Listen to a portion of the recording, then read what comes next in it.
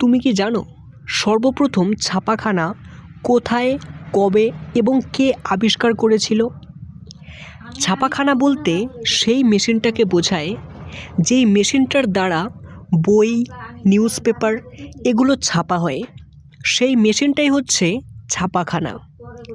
তাহলে এই ছাপাখানা সর্বপ্রথম কোথায় আবিষ্কার করা হয়েছিল এবং কে আবিষ্কার করেছিল, চলো আজকের এই ভিডিওতে জেনে নেওয়া যাক।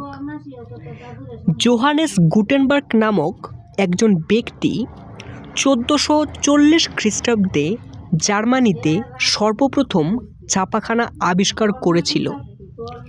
এই ছাপাখানাটা বর্তমানকালের যে ছাপাখানাগুলো রয়েছে সেই ছাপাখানাগুলোর থেকে অনেকটা আলাদা।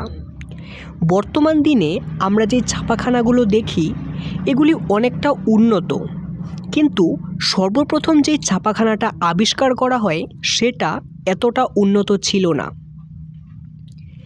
এই ছাপাখানাটার মধ্যে সর্বপ্রথম যে জিনিসটা ছাপা হয় সেটা হচ্ছে গুটেনবার্গ বাইবেল, অর্থাৎ গুটেনবার্গসের বাইবেল। এটাই সর্বপ্রথম এই ছাপাখানাতে ছাপা হয়। ভিডিওটা যদি গুরুত্বপূর্ণ বলে মনে হয় তাহলে অবশ্যই একটা লাইক করে দিও। আর তুমি যদি এরকম হিস্ট্রিক্যাল ভিডিও দেখতে পছন্দ করো তাহলে সম্রাট হিস্ট্রি চ্যানেলটিকে সাবস্ক্রাইব করতে পারো।